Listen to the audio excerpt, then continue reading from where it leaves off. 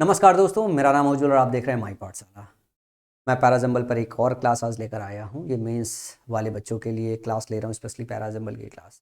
लेकिन इसका ये मतलब नहीं है कि सीजीएल की तैयारी करने वाले जो अगले साल की तैयारी कर रहे हैं, सीएचएसएल की तैयारी करने वाले, एमटीएस की तैयारी करने वाले, स्टेनो की तैयारी करने वाले बच्चे ये क्लास नहीं देख सकते। पैराजंबल है, सभी में आता है, चाहे प्री की बात करें चाहे मेन्स की बात करें, वेटेज थोड़ा ऊपर नीचे होता है। अगर स्पेशली मेन्स की बात करें तो मेन्स में 5 से लेकर 6 क्वेश्चन तक 2022, 23 और 24 में आया हुआ है। मतलब 15 से 18 नंबर आपके मेन्स में बनेंगे।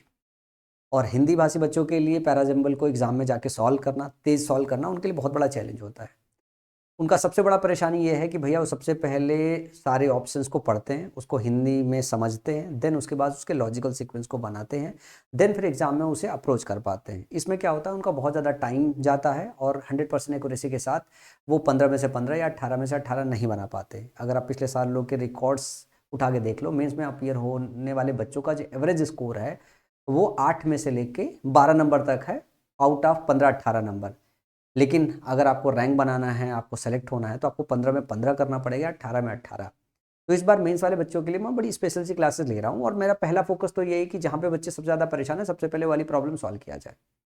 तो आज मेंस स्पेशल पे फिर से वापस पैराजंबल्स पर डिस्कशन करेंगे। और ये 15 नंबर अगर आपके आ रहे हैं पेपर में कि 5 क्वेश्चन है तो 5 में 5 सही करना है, 6 क्वेश्चन है तो 6 में 6 सही करना है।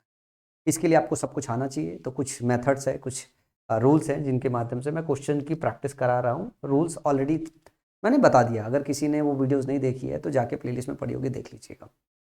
और दूसरी बात यह है कि चैनल को सब्सक्राइब कर बेल आइकन बटन को प्रेस कर लीजिए, बहुत अच्छी अच्छी चीज़ें सिखाऊंगा।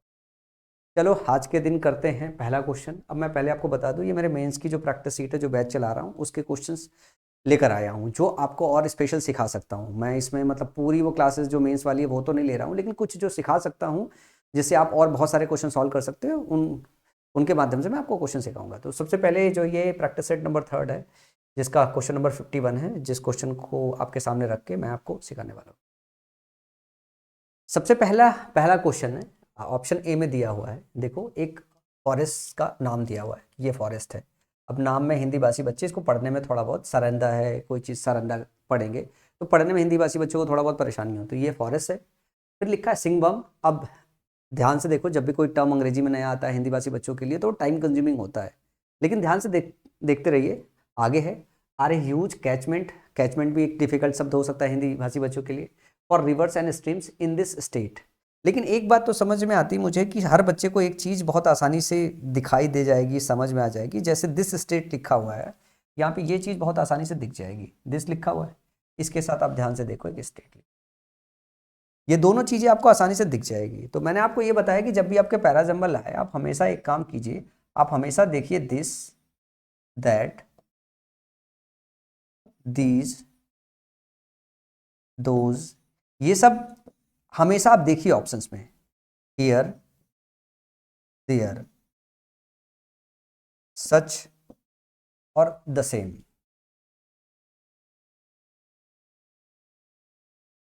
ये सारे जो है ना, ये सारे के सारे डिमोन्स्ट्रेट करने वाले वर्ड, मतलब इनका इस्तेमाल करके रिफ्रेज किया जाता है। तो ग्रामर का रूल ये कहता है कि जब भी किसी ऑप्शन में देखो, इनके बाद अगर कोई नाउन लगा हुआ हो, इनके बाद अगर कोई नाउन लगा हुआ हो, आप वो नाउन दूसरे ऑप्शन में ढूंढो। ऑप्शन बी सी डी में ढूंढो। ऑप्शन बी सी डी में अगर किसी एक ऑप्शन में ही सिर्फ वो नाउन हो, तो वो इसके जस्ट पहले आके इसका पेयर बनाएगा। ये रूल आप अपनी कॉपी में लिख लो, ये बहुत काम आएगा और बहुत बड़े बड़े क्वेश्चन को इसके माध्यम से बहुत आसानी से सॉल्व कर लोगे। अब जैसे मैं यहाँ पे आता हूँ तो मेरे दिमाग में ये चलता है दिस स्टेट लिखा हुआ है। तो सबसे पहला काम क्या करूंगा, पहले ये देखूंगा क्या स्टेट के किसी नाम की चर्चा की गई है। अब अगर इंडिया की बात हो रही तो इंडिया में बहुत सारे स्टेट है, तो क्या किसी स्टेट की चर्चा की गई है, सबसे पहले दिमाग में आना चाहिए। दूसरा, क्या एक ही ऑप्शन में चर्चा की गई है। अगर एक ही ऑप्शन में चर्चा की गई है तो इसका मतलब वो वाला ऑप्शन जस्ट इसके साथ आएगा। अब ध्यान से मैं बी सी और डी इसी ध्यान से पढ़ूंगा। लिखा है इफ दीज फॉरेस्ट। अब यहाँ पे जब दीज आता है मेरा ध्यान फिर से यहाँ पे जाएगा और मैं इसके बाद ये भी देखूंगा कि इसके बाद कौन सा नाउन लगा हुआ है। इसके बाद लगा हुआ फॉरेस्ट, मैं इसका भी ध्यान रखूंगा। Are opened up for mining purpose, the remaining rivers and streams will dry up. तो इसमें मैं ध्यान से देखता हूँ, यहाँ पे स्टेट की चर्चा नहीं है। क्या है, यहाँ पे स्टेट की चर्चा नहीं है। अगर यहाँ पे स्टेट की चर्चा नहीं है तो इसका ये मतलब है कि ऑप्शन जो बी है वो ए के साथ नहीं आता है। देखो ऑप्शन बी ए, ये संभावित पेयर नहीं हो सकता है। तो कहीं अगर BA साथ में लिखा होगा, मैं इसको क्या काम करूंगा, जो है मैं इसको हटा दूंगा। एक तो हमें मिल जाए, एक तो ये भी बात है कि अगर किसी ऑप्शन में नहीं है तो वो संभावित हो ही नहीं सकता, उसको भी हटा देंगे। तो 2 ऑप्शन तो आपके ऐसे एलिमिनेट हो गए। दूसरी बात यह है कि एक ऑप्शन ऐसे एलिमिनेट हो जाएगा क्योंकि ए से शुरुआत नहीं कर सकते, जब तक स्टेट नहीं मेंशन करोगे तब तक ये ऑप्शन मेंशन नहीं कर सकते हो।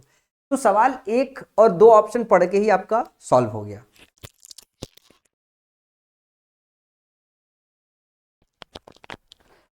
अब आप कहोगे कि गुरुजी आप लगते तो नहीं ऐसे मास्टर हो जो इस तरीके की ट्रिक बता सकते हो। देखो कई बार क्या होती है कि जो टैलेंट होता है हिडन किसी शिक्षक के अंदर या आपके अंदर, वो दिखाई नहीं देता, आपको पहचानना पड़ता है। बहुत सालों से मुझे ऐसा लगा था कि मैं एक हिंदी भाषी बच्चा रहा हूँ, तो जब मैं पढ़ाने आता हूँ तो मेरा प्रोनाउंसिएशन उतना वैसा वाला नहीं है जो अमन वसीम सर का या रानी मैम का है। लेकिन जो मैं आपको सिखा रहा हूँ, अगर आप इसको कंपेयर करके देखोगे तो बहुत सारे ऐसे क्वालिटी शिक्षक है जिनको मैं भी शिक्षक मान रहा था, जिनकी वजह से मैंने मान लिया था यार कि मैं अंग्रेजी नहीं पढ़ाऊँ तो ज़्यादा बेटर है। फिर बहुत लंबे समय के बाद मेरे को समझ में आया यार कि कुछ चीज़ें ऐसी है जो मेरा हिडन टैलेंट है, जो मुझे आप सबके सामने रखना चाहिए और मुझे पढ़ाना चाहिए। तो अब इस बार मैंने डिसाइड किया कि नहीं, मैं पढ़ाऊंगा। अब प्रोनाउंसिएशन एक ऐसी चीज़ है जो मुझे लगता है कि आपको एक्सेप्ट करना पड़ेगा। हिंदी भाषी बच्चों के साथ ये दिक्कत होती, मैं भी हूँ और आप भी हो, लेकिन मास्टर अच्छा हूँ, चीज़ें थोड़ी समझ में आती मेरे को। तो ऑप्शन डी आपका निकल गया। आप सोच के देखो कि अगर ये चीज़ आपको पता है तो एग्जाम में औरों के कंपैरिजन में, एग्जाम के अंदर औरों के कंपैरिजन में आपकी स्पीड कितनी बनेगी? आपकी स्पीड कम से कम 2x होगी अगर ये चीज़ आप सीख जाओगे। ये 1 दिन में 2 दिन में नहीं आएगा, लेकिन अगर आप 100, 150, 200 क्वेश्चन लगाओगे, प्रैक्टिस करोगे, आपको मेरे साथ करना पड़ेगा, अकेले भी नहीं कर पाओगे। अकेले कैसे ढूंढोगे? मतलब प्रैक्टिस के लिए आपको शिक्षक का सहारा तो लेना पड़ेगा थोड़ा सा। जब शिक्षक का सहारा लोगे तो ये सब चीज़ें बहुत अच्छे से कर पाओगे। चलो अगले क्वेश्चन की तरफ चलते। अगला क्वेश्चन जरा ध्यान से देखो। The minimum temperature in the national capital dropped yesterday as cold north westerly winds continue to blow in from the hills. अब जब हम बात बोल रहे हैं the minimum temperature in the national capital dropped yesterday as cold north westerly winds continue to blow in from the hills, तो मैं यहाँ पे कई सारे इस ऑप्शन में आपका ध्यान लेके जाना चाहूंगा। जैसे लिखा है इन the national capital, in the national capital. जब नेशनल कैपिटल की बात हो रही है ये इसकी, तो इसको ध्यान से देखिएगा, नेशनल कैपिटल की बात हो रही तो। अब ऑप्शन आगे पढ़िए, फिर मैं समझाता हूँ इसमें कंसेप्ट क्या है। North India has been witnessing a harsh winter this year. फिर नॉर्थ इंडिया की बात करता हूँ, ध्यान से दीजिएगा। अब पहले मैं एक रूल सिखाता हूँ, फिर ये क्वेश्चन क्रैक करना सिखाता हूँ। ग्रामर में देखो एक बात होती है कि पहले आप लार्जर डोमेन की बात करते हो। क्या है? लार्जर डोमेन की बात करते हो। लार्जर डोमेन की बात चर्चा पहले करते हो, followed by the smaller domain. Smaller domain जो है उसके बाद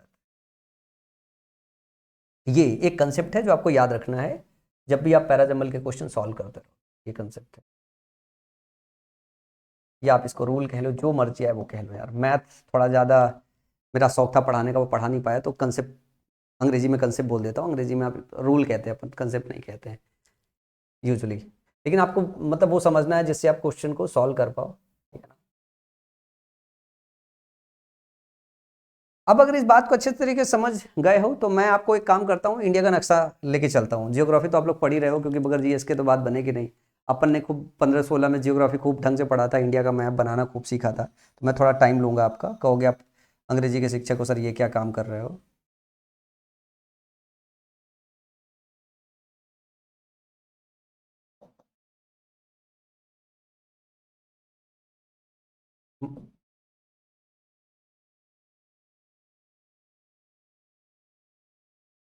ऐसे लेके चलो, बस इतना ही, हल्का ही बना रहा हूँ, ज़्यादा नहीं बना रहा हूँ, कहोगे कि आप ज़्यादा समय वेस्ट कर रहे हो।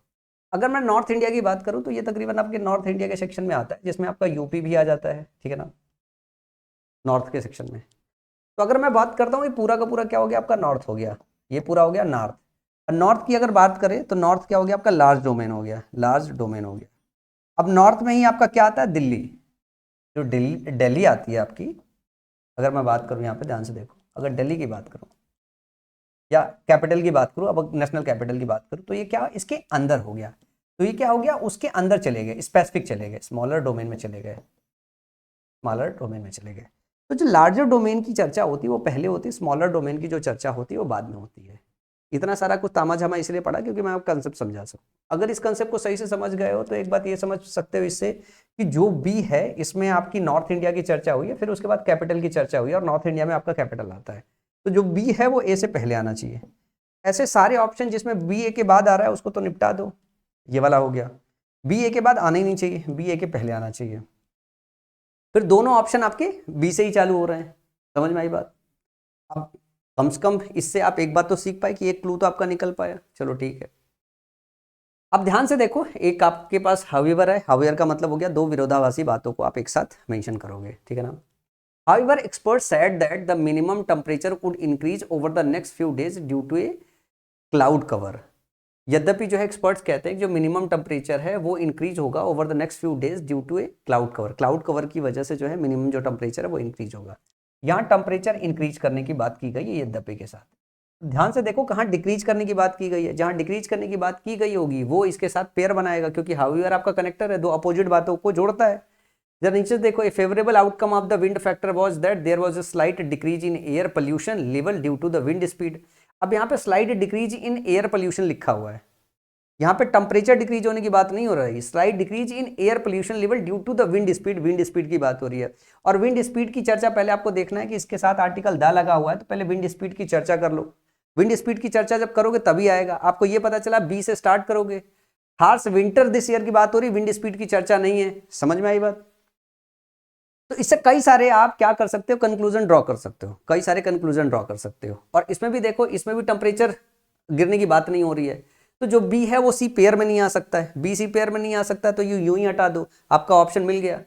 क्या हो सकता है क्या नहीं हो सकता है, दोनों बात है, मतलब आगे पढ़ने की जरूरत नहीं है, इससे भी काम हो जाएगा। इससे आपको ये पता चल गया, जरा ध्यान से देखो, यहाँ टेम्परेचर गिरने की बात हुई है, यहाँ उठने की बात हो रही है, टेम्परेचर हो रही है फिर गिरने की बात हो रही है, ये उठने की बात हो रही है, गिरने की बात हो रही है, उठने की बात हो रही है, गिरने की बात हो रही है, तो ये पहले आना चाहिए बाद में आना चाहिए वैसे भी। तो इससे एक बात समझ में आता है कि ये वाला पेयर तो हो ही नहीं सकता, संभावित पेयर ही नहीं है। और दूसरी चीज है, यहाँ विंड स्पीड की बात हो रही है, द विंड स्पीड, और यहाँ पे जो है ध्यान से देखो, continue to blow in from the hills, ठीक है ना, westerly winds continue to blow, यहाँ विंड के बहने की बात हो रही है, तो जहाँ बहने की बात हो रही है वहीं तो स्पीड की जिक्र होगा, तो ये वाला संभावित आपका ऑप्शन हो ही नहीं सकता। तो आपका सही ऑप्शन क्या होगा, ऑप्शन जो है बी होगा। समझ में आया कैसे कंक्लूजन ड्रॉ कर रहे हैं अपन। अगले क्वेश्चन की तरफ चलते हैं, अगला क्वेश्चन ध्यान से देखना। While the most common belief is that these traits remain fixed, research studies show otherwise। लिखा है these traits, तो सबसे पहले ये these पे आपको फोकस करना पड़ेगा। ये these क्या है, फिर traits है। तो मैंने आपको क्या बताया, अभी बताया कि अगर ये traits किसी एक ही ऑप्शन में मेंशन होगा तो इसके साथ पेयर बना देंगे। फिर लिखा है ऑप्शन बी में वन सच रिसर्च लिखा हुआ, तो इसको भी जरा ध्यान से देखिए। सच और दिस दैट ये सब सेम ही काम करता है डिमॉन्स्ट्रेट करने का। पर रिसर्च भी अगर मुझे किसी एक ही ऑप्शन में मिला तो वो इसके साथ पेयर बना देंगे, ठीक है ना। One such research study suggest that we can change our trades, यहाँ पे ट्रेड्स मेंशन है, ध्यान से देखिएगा, यहाँ पे ट्रेड्स मेंशन है, ट्रेड्स यहाँ पे मेंशन। अब देखना है क्या किसी और ऑप्शन में ट्रेड्स मेंशन है कि नहीं, अगर नहीं है तो इसको पेयर बना देंगे, अगर है तो फिर पढ़ के समझना पड़ेगा कौन सा ऑप्शन आएगा। लिखा भी ऑल सर्टेन पर्सनालिटी ट्रेड्स, यहाँ पे भी ट्रेड्स मेंशन है, सर्टेन पर्सनालिटी ट्रेड्स, तो यहाँ पे भी मेंशन है। फिर लिखा हुआ है these trades a mix of good and bad defined how we respond to situation and people. फिर लिखा है दीज ट्रेड्स, फिर यहाँ दीज के साथ कोट किया गया ट्रेड्स को। यहाँ बहुत सारे क्लू दिए हुए हैं जो इस क्वेश्चन को आसानी से सॉल्व कर सकते हो। सबसे पहले तो ध्यान से देखो, सच रिसर्च लिखा हुआ, रिसर्च एक ही ऑप्शन में मेंशन है, किसी ऑप्शन में मेंशन नहीं है, साफ साफ दिखाई दे रहा है, इसका मतलब ए बी एक पेयर बनेगा, ए बी एक पेयर बनेगा, पहले ये आएगा फिर भी ये आएगा, और क्योंकि रिफ्रेश किया जा रहा है तो पहले यही वाला ऑप्शन आएगा। ए बी कहाँ कहाँ है बस एक बार देख लो, मुझे तो ए बी सिर्फ एक ही जगह दिखाई दे रहा है, बाकी सारे ऑप्शन गलत हो गए। ए बी एक जगह दिखाई दे रहा है, सारे ऑप्शन गलत हो गए। चीज से आप स्टार्ट करोगे। इसमें एक और चीज है जो मैंने आपको सिखाया है और बताया है, जरा ध्यान से देखो, यहाँ पे मेंशन है पर्सनालिटी ट्रेड्स, मैं इसको बस हाईलाइट करके आपको दिखाना चाहता हूँ। ये देखो लिखा हुआ है यहाँ पे पर्सनालिटी ट्रेड्स, ट्रेड्स जो है एक एग्जेक्टिव के साथ मेंशन है, ये है एग्जेक्टिव, इसका पर्सनालिटी ट्रेड्स की बात हो रही है, फिर ट्रेड्स की बात हो रही है, फिर यहाँ पे दीज ट्रेड्स बोला जा रहा है, यहाँ पे दीज ट्रेड्स बोला जा रहा है, समझ रहे हो ना, फिर यहाँ पे आवर ट्रेड्स बोला जा रहा है। तो ध्यान से देखो, ये सारी चीजों में अगर ध्यान से देखो तो एक बात ये हो रही है कि आप इसको यूं समझ सकते हो कि ये फुलर फॉर्म है, ये एग्जेक्टिव के साथ आया है तो ये फुल फॉर्म हो गया, बाकी सब छोटे फॉर्म है, बड़े फॉर्म हो गया, छोटे फॉर्म हो गए, ट्रेड्स कह रहे हो, यहाँ पे पर्सनालिटी ट्रेड्स कह रहे हो। तो जो बड़ा फॉर्म होता है वो पहले आता है, छोटा वाला फॉर्म बाद में आता है, तो सी ऑलरेडी इन तीनों से पहले आना चाहिए, जो कि इस ऑप्शन में आ रहा है, यही वाला ऑप्शन अपना सही है। तो जो चीज हमने वैसे निकाला वो ऐसे भी निकल रहा है, तो जो रूल मैंने इसके पिछली क्लासेस में बताया वो सारे के सारे रूल अप्लाई हो रहे हैं। अगर देखो मजा आ रहा हो तो देखो लाइक का बटन जरूर हिट करना, ठीक है ना, और इसको साझा भी करना। ऐसे बहुत सारे स्पेशल से क्लासेस लेके आने वाले हो मेंस के लिए, मजा आ जाएगा आपको। मैं ऐसा पढ़ाऊंगा कि आप भी क्या याद रखोगे कि सर ने कुछ पढ़ाया है। अगला क्वेश्चन देखो, Vijay the bus conductor was always there in one of these trucks. ये क्वेश्चन ध्यान से देखना, लिखा है Vijay the bus conductor was always there. Vijay जो बस कंडक्टर था हमेशा वहां था, in one of these trucks, इन ट्रकों में। जब इन ट्रकों की चर्चा कर रहे हो तो मेरा सबसे पहला ध्यान कहां जाता है, दीज ट्रक्स पे जाता है। कहां जाता है, दीज ट्रक्स पे जाता है। दीज ट्रक्स में मैं एक बार समझता हूं कि ये क्या मेंशन है, ये ध्यान से देखो, ये मेंशन है दीज, इसके साथ क्या है, प्लस ट्रक्स। क्या मेंशन है, दीज ट्रक्स। मेरा सबसे पहला काम क्या है, जब भी मैं दिस दैट दीज दो जाता हूं मेरे तो सर की घंटी बज जाती है। मैं तुरंत ढूंढने की कोशिश करता हूं कि भैया ये ट्रक एक ही ऑप्शन में मेंशन है या एक से ज्यादा ऑप्शन में मेंशन है, तो मैं फटाफट बी, सी और डी को पढ़ूंगा। He had now quit his old job and join politics. इसमें ट्रक्स नहीं है, इसमें क्या है, इसमें ट्रक्स नहीं है। अगर इसमें ट्रक्स नहीं है तो मैं ये कह सकता हूं कि जो बी है वो ए के साथ नहीं आ सकता है। ए से सेंटेंस से स्टार्ट नहीं हो सकता क्योंकि ट्रक पहले मेंशन करना पड़ेगा, फिर रीफ्रेज करेंगे। अगर ए बी के साथ कहीं पे आया, ए बी पेयर बन के आया, तो वो नहीं हो सकता, तो ये नहीं हो सकता, ये नहीं हो सकता, खत्म हो गया कहानी, सवाल ही निकल गया। भाई ए बी के साथ तो मिला ही नहीं सकता ना, पहले ट्रक को मेंशन करना पड़ेगा। ध्यान से देखोगे तो in the week before the election trucks bumped up and down the dirty streets of Laxmangarh, यहां पे ट्रक मेंशन है। डी देखोगे, that was the thing about Vijay, each time you saw him he had done better for himself, इसमें भी truck mention नहीं है। तो जो सी वाला ऑप्शन है इसके साथ आना चाहिए। क्या जो हमने ऑप्शन का चुनाव किया है उसमें आया हुआ है, हाँ बिल्कुल इसमें आया हुआ है, इसमें आया, इसमें नहीं आया हुआ है। और अच्छा, ये दोनों ऑप्शन अभी हमारे पास है ऑप्शन चुनाव करने के लिए, तो सी से अपना स्टार्ट मिल गया, मिल गया। और अपने को सी ए ही डालना है, सी ए यहाँ पे, सी ए यहाँ पे नहीं है, तो ये नहीं हो सकता है, ये यही सही होगा। भाई सी वाला ऑप्शन, इसमें ट्रक मेंशन है, ये इसके जस्ट पहले आएगा, तो यही वाला ऑप्शन होगा। इसके अलावा मैं कितनी बार आपको बता चुका हूं कि अगर दीज दैट दीज दो सच द सेम जैसे शब्द अगर आपको देखने को मिल रहे हैं, उसके बाद जो नाउन लगा हुआ वो बाकी के किसी एक ही ऑप्शन में मेंशन है, वो उसके जस्ट पहले आएगा, क्योंकि पहले उसे मेंशन किया जाता है, फिर उसे रीफ्रेज किया जाता है, मतलब उसे दोबारा कोट किया जाता है, दोबारा उसको मेंशन करके अगली बात कही जाती है। ये बात अगर आप समझ पाए तो बहुत बड़े बड़े पैराजंबल के क्वेश्चन यूं चुटकी मोड़ आगे निकल जाओगे, वरना सीखते रहो लॉजिकल मीनिंग के साथ। अगला क्वेश्चन है, some such common events that bring us happiness for a short time include passing an exam, getting a job, going on a vacation or buying a dream house। लिखा है some such common events। हम बात कर रहे हैं सम की, कुछ की, हम बात कर रहे हैं कुछ की। ये मेरे लिए एकदम ट्रिगर पॉइंट है। मेरे को ये है कि सम सच कॉमन, इस तरीके के जो कुछ कॉमन इवेंट्स है वो क्या करता है, हैप्पीनेस ले आता है एक छोटे समय के लिए, for short time. Include passing an exam, exam pass करना, गेटिंग ए जॉब, जॉब का पाना, going on a vacation, vacation पर जाना, या buying a dream house, dream house को बाई करना। अगला है happiness is more difficult to achieve than peace as we keep striving for it daily. मतलब हैप्पीनेस ज़्यादा डिफिकल्ट है अचीव करना पीस से, मतलब शांति से खुशी अचीव करना ज़्यादा मुश्किल है, और जिसको हम हर रोजाना बेसिस पे जो है स्ट्राइव करते हैं, मतलब उसे पाने की कोशिश करते हैं।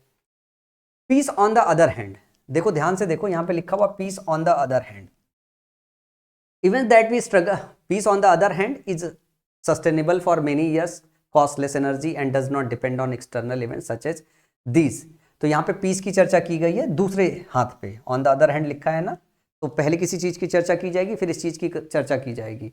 तो ना ए से स्टार्ट कर सकते हैं ना सी से स्टार्ट कर सकते, तो ए वाला ऑप्शन हट गया, और बी से ही स्टार्ट करना हमारे पास ऑप्शन ही है। Events that we struggle for in our daily life to bring us happiness only come randomly, stay for a short time and subsidize. Event जो है that we struggle for in our daily life it bring us happiness, जो events होता है daily life में जो है वो आता है, वो हैप्पीनेस लेके आता है, रैंडमली आता है, थोड़े समय का रहता है, उसके बाद चला जाता है, खत्म हो जाता है। इवेंट्स की में बात हो रही है। तो देखो जब आर्गुमेंट होता है किसी दो चीज़ों को लेके, जैसे यहाँ पे बात हो रही है कि हैप्पीनेस ज़्यादा डिफिकल्ट है पीस के कंपैरिजन में, तो ये जो स्टेटमेंट बनाए जाते हैं कुछ इस तरीके से बनाए जाते हैं, पहले हैप्पीनेस की चर्चा की जाएगी और फिर जो है आपकी पीस की चर्चा की जाएगी। तो हैप्पीनेस की चर्चा से एक्चुअली यहाँ पे स्टार्ट हुआ है, और देन फिर क्योंकि इसके पास लिखा है on the other hand, on the other hand का मतलब ये हो गया कि हम पीस की चर्चा बाद में करेंगे, पहले हैप्पीनेस की चर्चा करेंगे। तो जो सी होगा वो आपकी कंक्लूडिंग लाइन होगी, क्योंकि इसमें आपकी जनरल इवेंट्स की चर्चा हुई है, फिर पीस की चर्चा हुई है कि सम सच कॉमन इवेंट्स इस तरीके का है जो हमें हैप्पीनेस ले आते हैं, ये होते हैं, देन वो होते हैं। तो सी से आपको कंक्लूड करना पड़ेगा आपकी पूरी की पूरी पैसेज, और ये वाला ऑप्शन है जिस पे आप कंक्लूड करोगे। तो पहले आप जनरल स्टेटमेंट चालू करोगे, फिर इवेंट्स की चर्चा करोगे, फिर आप हैप्पीनेस की चर्चा करोगे, फिर आप पीस की चर्चा करोगे, जो कि सीक्वेंस में दिया हुआ बी डी ए सी। एक चीज आपको और यहाँ पे मैं सिखाना चाहूंगा, जब ऐसे आर्गुमेंट होता है दो चीजों को लेके, ये बेटर है इससे, तो ये एक जनरल स्टेटमेंट पहले जारी किया जाता है, फिर पहले के विषय में चर्चा की जाती है, फिर दूसरे के विषय में चर्चा की जाती है। बस ये वैसे ही है कि ये एक जनरल स्टेटमेंट है, उसका एक्सटेंशन है जिसमें हैप्पीनेस मेंशन किया गया है, हैप्पीनेस को और डिटेल में बताया गया है कि कुछ के साथ ऐसा है, फिर ऑन द अदर हैंड फिर आपने हैप्पीनेस को बना दिया, देन आपका पैरा क्लोज हो गया। अगले क्वेश्चन की तरफ चलते हैं। अब ये वाले क्वेश्चन जरा ध्यान से देखो, आप कहोगे देख के इसको बहुत बड़ा क्वेश्चन है, आप इसको पॉज करके सॉल्व करके देखो कितना समय लगाते हो। मैं एक इसमें इसके पहले वाली क्लास में भी एक तरीका बताया था मैंने, और आज सेम तरीका अगर आपने उस क्लास को देखा है, सेम वही जो है रूल इस्तेमाल करके इसको बगैर पढ़े चुटकी में सॉल्व कर सकते हो। कैसे, ध्यान से देखो, मैं एक आपको रूल बताता हूं, जरा ध्यान से देखना पैराजंबल जब भी सॉल्व करना। एक रूल है जिसको हम बोलते हैं टाइम क्रोनोलॉजी। क्या? Time chronology.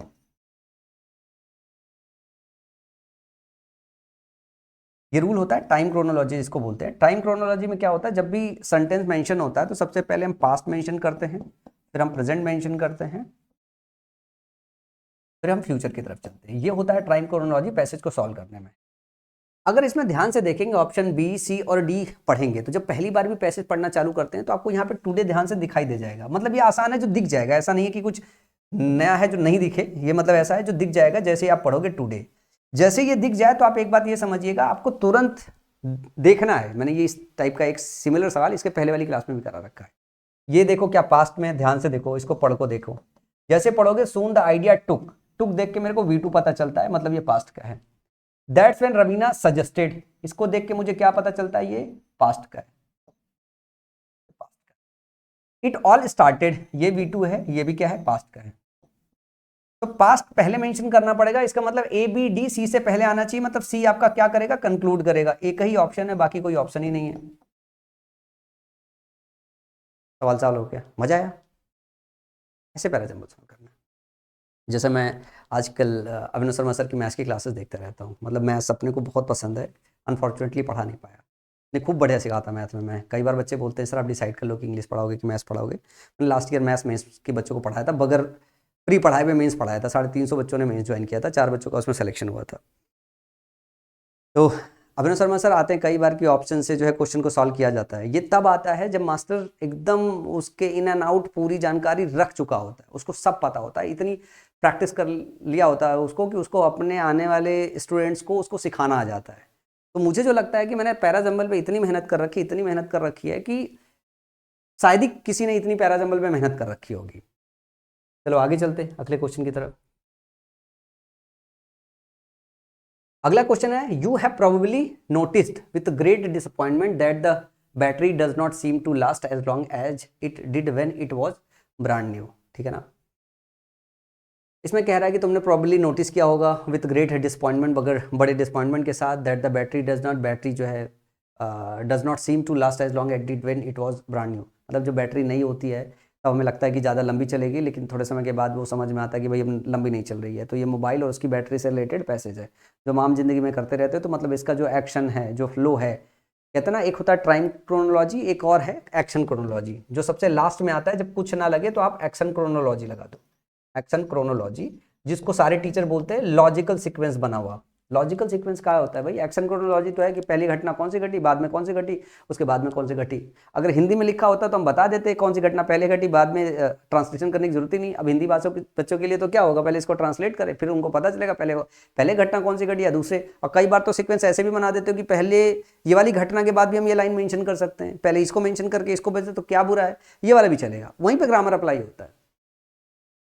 लिखा है partial charging is just fine for lithium ion batteries and can actually have some positive benefits for cell longevity. बोल रहा है कि पार्शियल जो चार्जिंग है वो लिथियम आयन जो बैटरीज है उसके साथ जो है, इसके साथ कुछ पॉजिटिव बेनिफिट लेके आता है, और वो सेल की जो लॉन्गेविटी है, मतलब जो लंबे समय उसकी ठहराव, उसको थोड़ा बढ़ा देता है।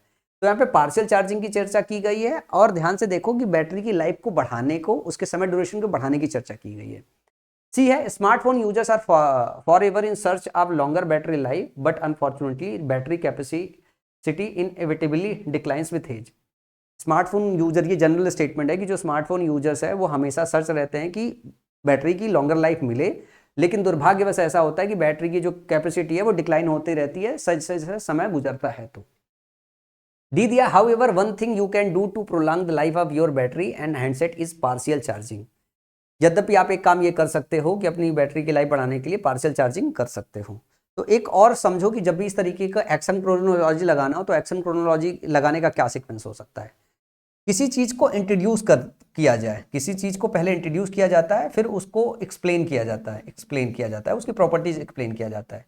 जैसे ध्यान से देखो ऑप्शन डी में क्या हुआ, हाउ एवर लगा के जो है पार्शियल चार्जिंग को इंट्रोड्यूस किया गया है कि पार्शियल चार्जिंग की वजह से क्या हो सकता है, बैटरी की लाइफ बढ़ सकती है। फिर पार्शियल चार्जिंग के क्या एक्सटेंडेड बेनिफिट है वो इस ऑप्शन बी में पढ़ाया गया है। तो जो डी होगा वो बी से पहले आना चाहिए, जो डी होगा वो बी से पहले आना चाहिए। शुरुआत इसकी सी से ही होनी है, ठीक है ना, क्योंकि बाकी सारे जो स्टेटमेंट है वो जनरल स्टेटमेंट नहीं है, क्योंकि वो बैटरी की सेल्फ लाइफ कैसे बढ़ेगी, क्या होगा, इसके विषय में सबसे पहले आप स्मार्टफोन यूजर्स की चर्चा करोगे, जनरल स्टेटमेंट है। तो सही से शुरुआत करोगे, ये दोनों तो ऑप्शन हो ही नहीं सकते हैं, ठीक है ना, कि पहले पार्शियल जो है चार्जिंग को इंट्रोड्यूस करोगे। तो डी हमेशा बी से पहले आना चाहिए, डी बी से पहले आना चाहिए तो वैसे भी नहीं हो सकता, डी बी से पहले आना चाहिए तो ये हो सकता है, लेकिन पहला ऑप्शन नहीं होगा क्योंकि सी से शुरू करेंगे। तो ये दो ऑप्शन आपके पास हो ही नहीं सकते, तो बचे हुए आपके पास ऑप्शन यही है।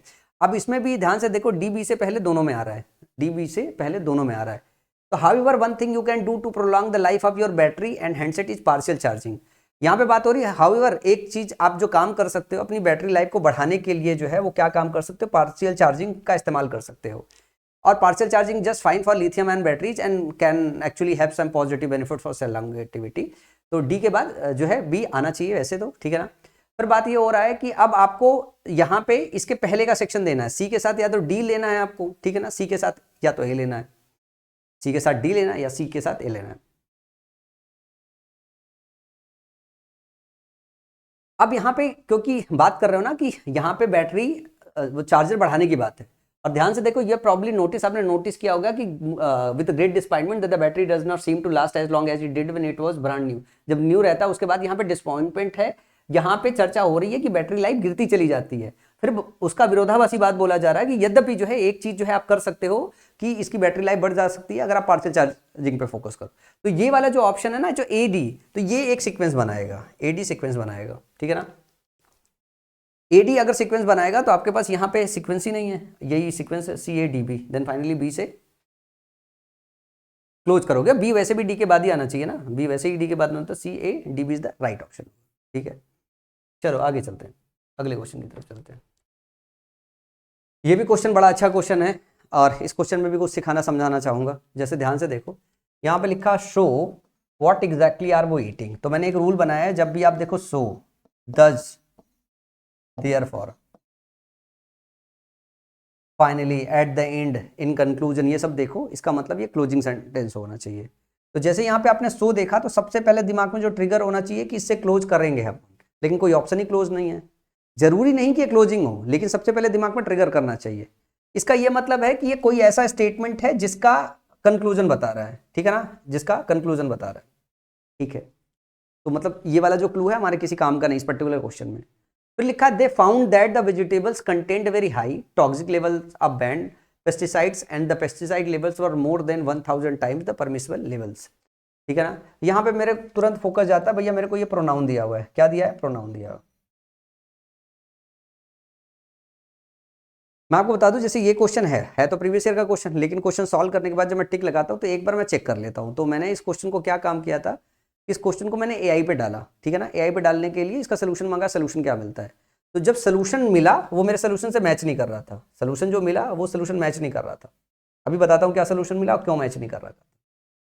यहाँ पे मैंने देखा, इसकी मीनिंग भी समझा देता हूँ। दे फाउंड दैट, उन्होंने पाया the vegetables content very high, जो वेजिटेबल्स है उसने कंटेन किया वेरी हाई टॉक्सिक लेवल्स अब बैंड पेस्टिसाइड, मतलब जो पेस्टिसाइड्स बैन थे उसका टॉक्सिक लेवल था, जितना परमिसिबल लिमिट थे उससे 1000 गुना ज़्यादा था। यहाँ पे बात हो गई। फिर सी दिया and is our food giving rise to the many health problems today. जो हमारा है, जो वो है ना फूड है, वो हमें क्या काम कर रहा है आज के समय में, जो है बहुत ज़्यादा प्रॉब्लम दे रहा है। एक तो मैं जब टुडे देखता हूँ तो मेरा एक दिमाग और सटक जाता है, अभी इसको भी सिखाता हूँ। फिर डी दिया हुआ है सर्वे conducted by the food safety and standards authority of India under the union agriculture minister tested random samples of vegetables in markets all over India. तो डी ये ऑप्शन दिया हुआ है। तो सबसे पहले मैं क्या देखता हूँ, ये प्रोनाउन देखता हूँ। तो सबसे पहले मुझे इसके लिए नाउन चाहिए, क्योंकि इसमें मुझे नाउन मिला नहीं और इसमें मुझे नाउन मिला नहीं, इसमें नाउन नहीं मिला और इसमें भी नाउन नहीं मिला। तो मेरे को एक बात निष्कर्ष क्या निकल के आ गई, मेरे को ये समझ में आ गई कि सी भी पेयर नहीं हो सकता और ए भी पेयर नहीं हो सकता, ये भी नहीं हो सकता, क्योंकि इन दोनों में नाउन नहीं है। इसका जस्ट नाउन पहले मेंशन होना चाहिए, इसमें है ही नहीं है। मेरे को साफ साफ यहाँ पे दिखाई दे रहा है कि ये सर्वे conducted by the food safety and standard authority of India. तो ये ऑर्गेनाइजेशन है, इसके जो लोग हैं उन्हीं को यहाँ से रिफ्रेज किया गया है प्रोनाउन के माध्यम से, कि उन्होंने जब टेस्ट किया तो वेजिटेबल्स के साथ ये है। तो मेरे को ये समझ में आया कि ये नहीं हो सकता, जो फ्रेज हो सकता है वो डी और बी हो सकता है, डी भी एक साथ हो सकता है। मेरे को जो समझ में आया ये समझ में आया, ये भी नहीं हो सकता, ये भी नहीं हो सकता है। मैं ऑप्शन पे देखने गया तो मेरे पास जो है डी बी, मैंने देखा कि कहीं पे दिया हुआ है डी और बी एक साथ, तो मैंने देखा डी बी यहाँ पे दिया हुआ है और कहीं पे डी बी दिया हुआ है और कहीं पे डी बी दिया हुआ नहीं है। डी बी दिया हुआ नहीं है तो ऑप्शन निकल जाएगा, ऑप्शन ए क्लिक करके चले जाएंगे। इसमें एक और चीज जो मैंने आपको सिखाया वो भी ध्यान रख लो। ये देखो, मैंने ये बोला जब भी टुडे देखो तो ये क्या है, प्रेजेंट है, ये प्रेजेंट है। ध्यान से देखोगे तो ये पास्ट है। कैसे? कंडक्टेड का इस्तेमाल किया गया है, मतलब V2 का इस्तेमाल किया गया, मतलब पास्ट हो गया। तो what exactly are we eating, ये प्रेजेंट हो गया, ये प्रेजेंट हो गया, ध्यान से देखो। लेकिन यहाँ पे दे फाउंड की बात हो गई, V2 ये क्या हो गया, ये पास्ट हो गया। आप ये मान के चलो ना, बी और डी ए और सी से पहले आना चाहिए, बी कॉमा जो डी है वो ए और सी से पहले आना चाहिए। भाई पास्ट वाली जो चीज़ है पहले मेंशन करोगे और देन प्रेजेंट वाली मेंशन करोगे। यही ऑप्शन है जिसमें बी और डी ए सी से पहले मेंशन है। इसमें भी है लेकिन बी डी का सीक्वेंस है, बी और डी अच्छा बाद में, पहले आना चाहिए। ये आपका टाइम क्रोनोलॉजी के हिसाब से लगेगा, तो उस हिसाब से भी बी डी ए सी में इसी वाले ऑप्शन में फिट बैठ रहा है और किसी ऑप्शन में बैठ भी नहीं रहा है। समझ में आया? उसमें जो उन्होंने ऑप्शन दिया था वही ऑप्शन नहीं दिया था, उसमें उन्होंने दिया था कि ए सी वाले ऑप्शन को, इस वाले को और सी वाले को पहले रखेंगे, ए और सी को पहले रखेंगे, ए सी और फिर बी डी दिया था उन्होंने। मैंने फिर चैट जीपीटी को बोला भैया कि एक बार वापस से सोच लो, तो उन्होंने सोचने के बाद फिर से वापस जवाब दिया ए सी बी डी। फिर मैंने तर्क करना चालू कर दिया। मैंने कहा कि सुनो एक बात बताओ भैया, बगैर नाउन मेंशन किए हुए प्रोनाउन कैसे मेंशन कर सकते हो, ग्रामर में ऐसा रूल कहाँ से संभव है? फिर वो घूम के आए तो उन्होंने बोला कि नहीं, केसेस में होता इट और दे के साथ केस होता है कि हम पहले प्रोनाउन मेंशन कर सकते हैं। मैंने कहा चलो ठीक है। फिर मैंने उनसे पूछा तर्क लगा के, भैया टाइम क्रोनोलॉजी लगा दो, बगैर पास्ट लगाए हुए आप जो है प्रेजेंट कैसे लगा सकते हो? फिर इतने सारे तर्क वितर्क के बाद फिर उन्होंने जो है मेरे को ये बताया कि जो आप कह रहे हैं वही सही है, तर्क उत्तर करते करते। तो चैट जीपीटी से हमेशा जब भी आप सोल्यूशन निकालते हो जरूरी नहीं वो सही है, आपको तर्क वितर्क करना पड़ता है, लॉजिकल रीजन देना पड़ता है। फिर मैंने कई बार बोला think again, think again, think again, am I right? फिर कई बार तर्क उत्तर करने के बाद उन्होंने बोला यस यू आर राइट, फिर प्रॉपर रीजन दिया। फिर मैंने और पूरे रूल्स खंगाले तो उन्होंने बताया बिल्कुल आप एकदम सही हो, आप रीजनिंग के लिए मेरे साथ रेडी हो।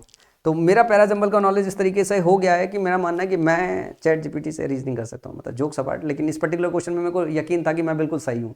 तो ये इस माध्यम से जब आप सीखोगे ना तब आपको अंग्रेजी भी मैथ्स की तरह नजर आने लगेगी। वरना फिर एक मास्टर साहब आएंगे कहेंगे कि जो है अंग्रेजी जो है ये लैंग्वेज है, इसमें कुछ भी खुरापात हो जाती है। वैसे तो मैथ में एक्सेप्शनल केस होते हैं, केमिस्ट्री में एक्सेप्शनल केस होते हैं, अंग्रेजी में एक्सेप्शनल केस होते हैं, तो होते हैं लेकिन तर्क उतर्क कर सकते हो आप। अगला क्वेश्चन है, when he returned there was more than just his dog waiting for him. A koala had joined the dog in the car's more comfortable climate. A winemaker in South Australia left his air-conditioned car open to help keep his dog cool in the heat. Although the human struggled a while to make the koala leave, it did leave his car eventually. अब ध्यान से इसको पढ़ोगे ना तो को आसान है। भाई एक आदमी था, अपने कुत्ते को अपने कार में छोड़ के चला गया। इसका एक्शन क्रोनोलॉजी एकदम साफ साफ समझ में आ रहा है, ठीक है ना। जब वो लौट के आया तो उसने पाया कि उसका जो डॉग है वो अकेला नहीं है। फिर बताया कि अगर अकेला नहीं है तो कोयला उसके साथ ज्वाइन कर लिया है। फिर उसने थोड़ा स्ट्रगल किया लेकिन वो छोड़ के चला गया। तो इसका जो एक्शन क्रोनोलॉजी है ना, इसमें आप लगा सकते हो। जब शिक्षक बोलते हैं कि आप ना लॉजिकल सीक्वेंस देख लो, इसमें आप लॉजिकल सीक्वेंस देख लो, एक्शन क्रोनोलॉजी देख लो। रीजन क्या है कि चाहे आप सीबीएसई बोर्ड का बच्चा हो, चाहे आईसीएसई बोर्ड का बच्चा हो, चाहे हिंदी भाषी बच्चा हो, सबको इसकी मीनिंग समझ में आ जाएगी, सबको इसका एक्शन समझ में आ जाएगा, ठीक है ना। जो बहुत ही ज्यादा मतलब कमजोर बच्चा होगा, जो मेंस में नहीं आया होगा, वही इसका जो है एक्शन नहीं समझ पाएगा, बाकी सब समझ पाएंगे। तो इसका जो सही सीक्वेंस होगा वो क्या होगा, सी होगा, ए होगा, देन बी होगा, देन डी होगा। तो C B A D is the right option, option D दिया। समझ में आया? चलो अब यहाँ पे लगा सकते थे, यहाँ पे कोई बड़ी बात नहीं है। यहाँ पे ग्रामर नहीं लगा तो भी चल जाएगा, उसमें भी ग्रामर खोद देता मैं, अभी बहुत सारा ग्रामर खोद देता। जैसे मैं बताऊँ, अगर मैं सॉल्व करता तो मैं फिर भी ग्रामर ही लगाता। जैसे लिखा है द डॉग, जब तक डॉग मेंशन नहीं करोगे तब तक डॉग के साथ आर्टिकल दा लगा के खोज नहीं कर सकते हो, ठीक है ना। व्हेन ही रिटर्न, पहले वो जाने की बात करेंगे फिर आने की बात करेंगे। फिर प्रोनाउन है, प्रोनाउन से स्टार्ट नहीं कर सकते, बहुत सारा कुछ दिया हुआ है, लेकिन इसकी जो वो क्या कहते हैं ना एक्शन क्रोनोलॉजी है वो समझ में आ रही थी, इसीलिए मैंने उसी से समझा दिया जिससे बाकी शिक्षक समझाते हैं। अब ध्यान से देखो, इसमें भी आप एक्शन क्रोनोलॉजी बहुत आसानी से लगा सकते हो, तो इसको मैं आपके ऊपर छोड़ देता हूँ, आप लगा देना, बहुत आसान है। इसमें एलिफेंट के आने की बात है, जैसे अच्छा बता ही देता हूँ।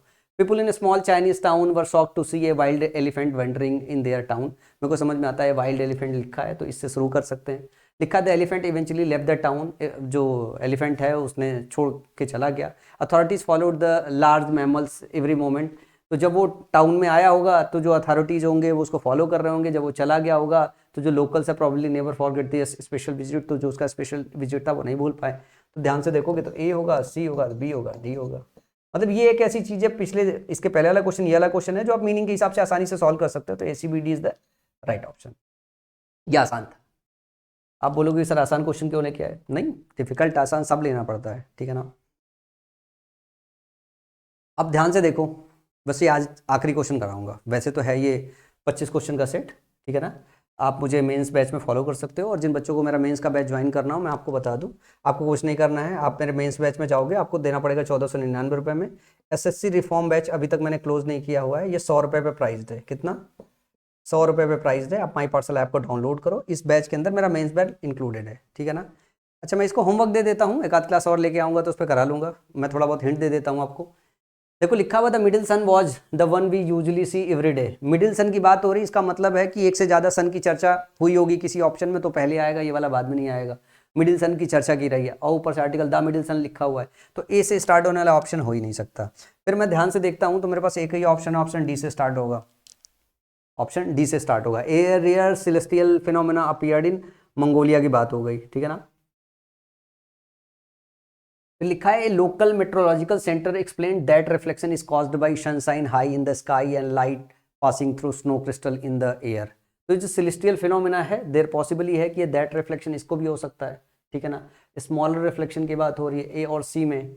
It looked like there were 3 suns in the sky, ऐसा प्रतीत हुआ। It looked like there were 3 suns in the sky, ऐसा प्रतीत हुआ जैसे कि 3 सन थे स्काई में। तो बी ए से वैसे भी पहले आना चाहिए, बी ए से पहले आ रहा है, बी ए से पहले आ रहा है, दोनों ऑप्शन में संभावित मान हो सकता है, ठीक है ना।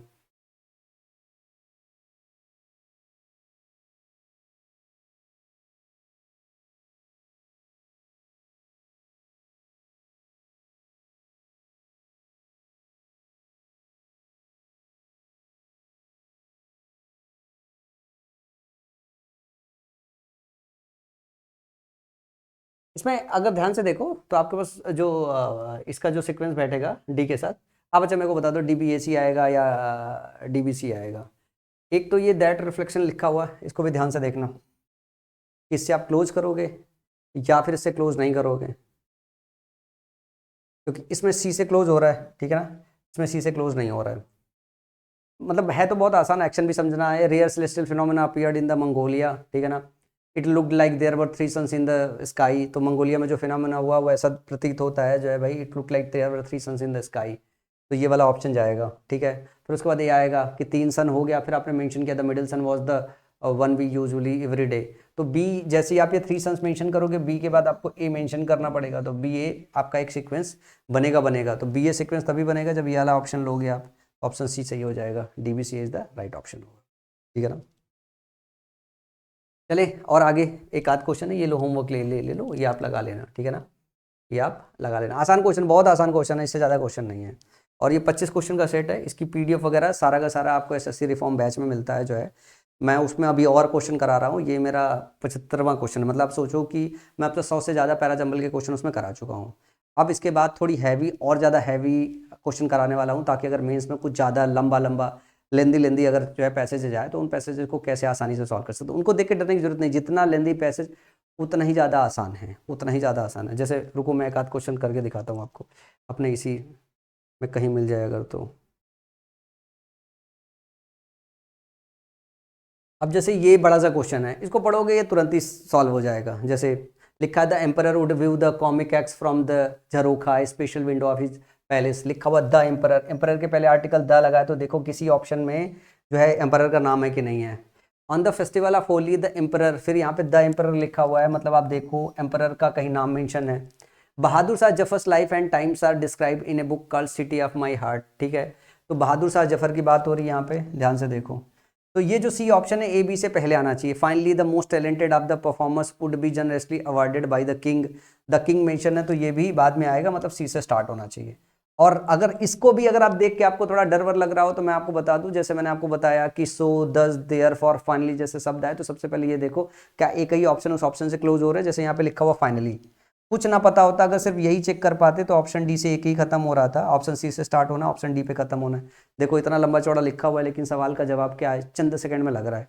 तो आपको डरने की जरूरत नहीं है, बस सवाल यही है कि अगर आपका मास्टर पढ़ाने वाला अच्छा है, अगर उसको ये पता है कि पैराजंबल में कैसे कैसे सवालों के जवाब देने हैं, कैसे कैसे ग्रामर के रूल लगाने हैं, तो आप उनसे सीख के आप अपनी जो परेशानियां वो कम कर सकते हो। अभी भी बच्चा बहुत ज़्यादा परेशान होगा किसमें, कि सर आरसी सॉल्व नहीं हो रही है, पैसे सॉल्व नहीं हो रहा है। अरे अभी मैं फर्स्ट फेज में क्या है आपका पैराजंबल का प्रॉब्लम सॉल्व करा रहा हूँ, ठीक है ना। इसके बाद मैं पैसेज की प्रॉब्लम सॉल्व कराऊंगा, फिर क्लोज टेस्ट की सॉल्व कराऊंगा।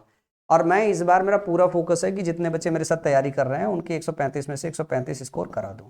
तो आज की इस क्लास में इतना ही, अगली क्लास में फिर मिलेंगे, तब तक अपना ध्यान रखिएगा और पढ़ाई करते रहिएगा। चैनल सब्सक्राइब करना ना भूलिए।